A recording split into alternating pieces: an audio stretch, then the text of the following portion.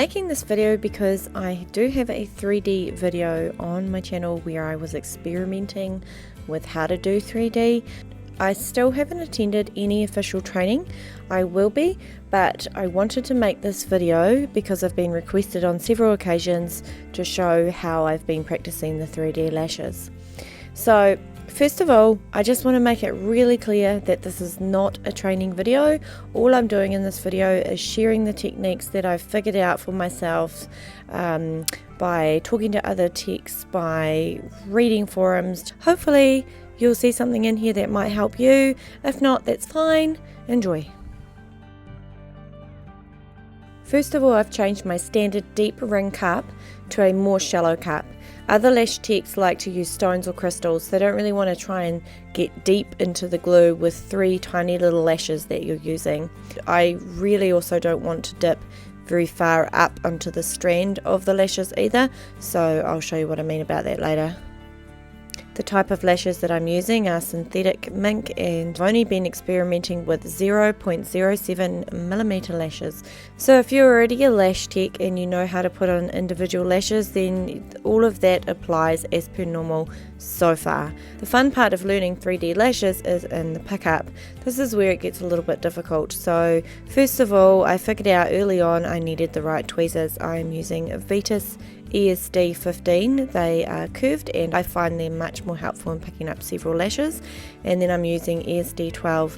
It really helps to put the lashes on something curved. If they're not curved and they're on a strip, they don't splay out as much. And repeatedly, time after time, the questions I see from other people asking about 3D lashes is, how do I fan them? How do I make sure that they look nice when I put them on and they are fanned? So I'm just going to show you what I do. I think I could achieve more fanned lashes. I just don't think that I've been taught how properly at this stage, and this is still experimental. First of all, I've stuck the lashes to a cup so that they are fanned out. You can get rings or little mounts that do have that curvature in them. I've just been using a cup that's, instead of investing in something at this stage. Then I fan the lashes out, and then I look to grab 2 or 3. I grab what I grab. I don't grab 2 and then drop them and be like, oh damn it, I didn't get 3. If I grab 2, I can just place 1 more on individually. If I grab 3, great. I try for 3. If I don't get 3, then I get 2. Here's an example of picking up 3. You can see that they aren't all together at the base, and so when I dip them into the glue and I release them slightly, they will stick back together. This is probably a bad example of prepping the lashes, but you'll get what I mean by showing you what I do. You can get double-sided tape and you can create speed lashes ready to go by putting your 3 on to this edge of the tape and then having your 3 ready. So you can just stick that to the back of your hand or onto a piece of paper and you can get all your little lashes prepared. What I'm trying to show you here is that when I dip the lashes in, you can see it's just the very bottom of the lash that is in glue, and I want them to fan out like this example. So you're not dipping really deep down into the lash. They won't fan if you put your glue on too deep. Here's an example of what I do when I dip in the lashes. You can see they're separate at the base. I dip them in, they kind of stick together, then I release the top of my hooked tweezers so that it pulls them in even more. You can see here that I'm putting the lashes on. I'm just isolating 1 lash. I'm taking my 2 or 3 lashes that I've got ready to go with my little bit of glue on them, and I'm putting them on.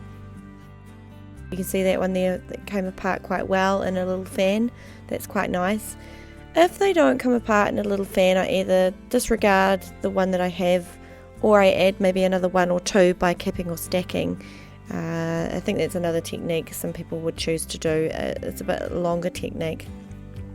So you can see here that they look quite fluffy on the middle of the eye. On this model, her eyes were watering, so the outer corner of the eye look more stuck together. As they dry, they'll fluff out better. I learnt early on not to put sealant on as your final touch for 3D lashes because it just sticks them all together. You've done all this beautiful work for all this fluffy, beautiful lashes, and then you stick sealant on and it's like, oh my god, they just all stuck together. So don't do that. Here's an example of me finding one that has 2 or 3 already on it and wanting to make it look a bit more fanned. So I put another one to the side and it becomes 4. You can cap or stack. If you've not heard of capping or stacking, I recommend that you buy the Lash Bible series, and she goes well and truly into how to cap and stack and how to create designs and styles and what's good for what type of eyes. I love her books. She's a clever lady. They're called the Lash Bible. Here I am at the bottom of the lashes, checking to see if they look separated enough at the base so that they do look fluffy. This was a rather rushed job. I didn't spend 4 hours doing this 3D set. I just spent 2, which is my standard time. For the sake of the video, I just wanted to be able to share. So you can see here on the side, I could put some more on the outer corner, moving more towards the outer of the eye, and you can see a close-up shot of the lashes. They look fluffy and full. This is a different model, and you can see how full they look on her. And my final model is one of the first models I did, which took me about 4.5 hours to do. She had a lot of lashes, but they did look really fluffy and gorgeous afterwards.